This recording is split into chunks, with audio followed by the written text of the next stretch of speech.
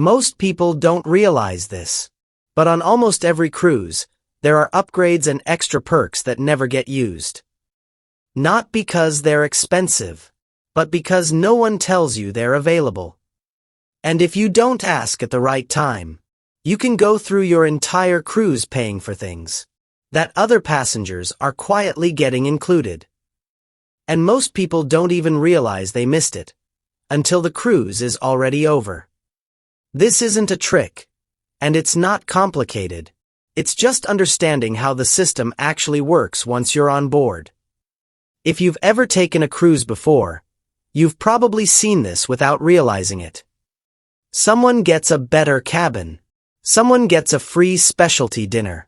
Someone somehow avoids paying for things you were charged for. And it's not random. Cruise lines operate on a system that leaves gaps. Empty cabins, unused reservations, unclaimed perks. And once the ship sails, they would rather quietly fill those gaps than let them go to waste. But here's the part most people miss. These upgrades are almost never offered up front. They don't show up when you book, and they're not clearly listed once you're on board. They only appear when you ask the right question, at the right time, to the right person. A couple I spoke to recently booked a standard balcony cabin. Nothing special, just a normal mid-level room. On the second day of the cruise, they stopped by guest services for something small and casually asked if there were any available upgrades. Within 15 minutes, they were moved to a higher deck with a better view and additional onboard credit. No extra cost. Meanwhile, the couple they had dinner with that same night were still in a lower cabin and had no idea it was even possible.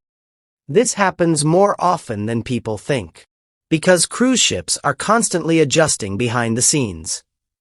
Passengers cancel, plans change, cabins open up, and instead of advertising those upgrades publicly, they're often handled quietly, on a case-by-case basis.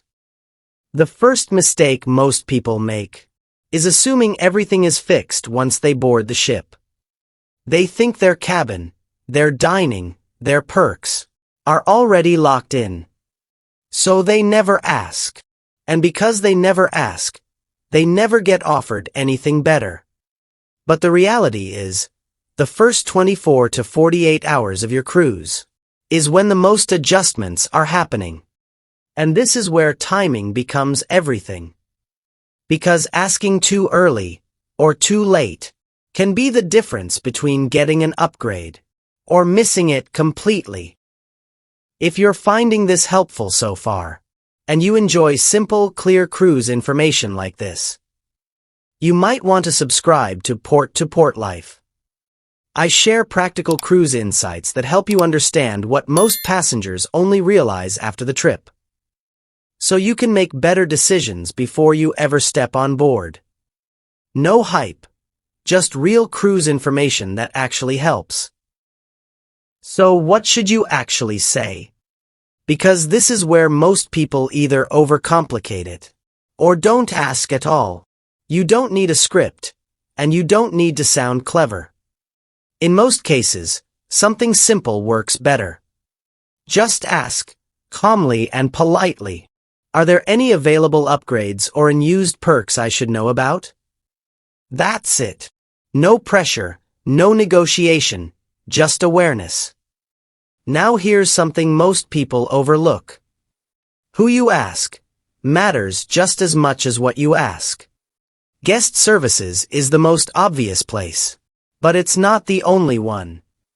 Sometimes, the best opportunities come from staff members you interact with regularly.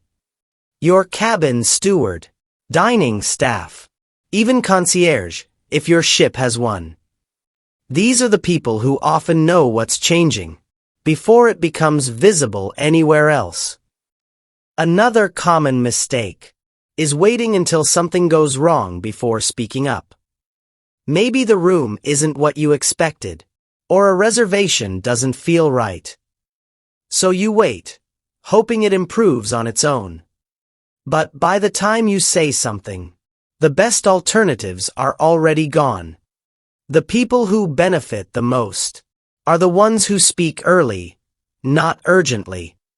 And this is the part most people don't talk about. It's not just about getting something extra. It's about realizing, halfway through your cruise, that you could have had a better experience the entire time. Not because you did anything wrong, but because no one explained how it really works. And that feeling is what most people want to avoid the next time. And upgrades aren't just about cabins.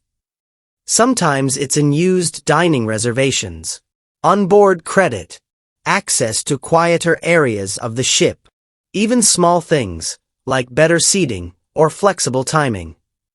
Things that don't seem major at first, but completely change how relaxed your trip feels. At the end of the day, the difference isn't the ship, and it's not the cabin.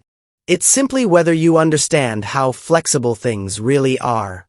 Once you're on board, some people go through an entire cruise, accepting everything as it is, and others quietly adjust small things along the way, and end up having a completely different experience.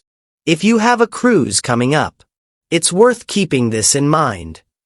Because sometimes, the best parts of the experience aren't the ones you book in advance. They're the ones you simply know to ask for. And once you start noticing it, you'll see it on almost every trip.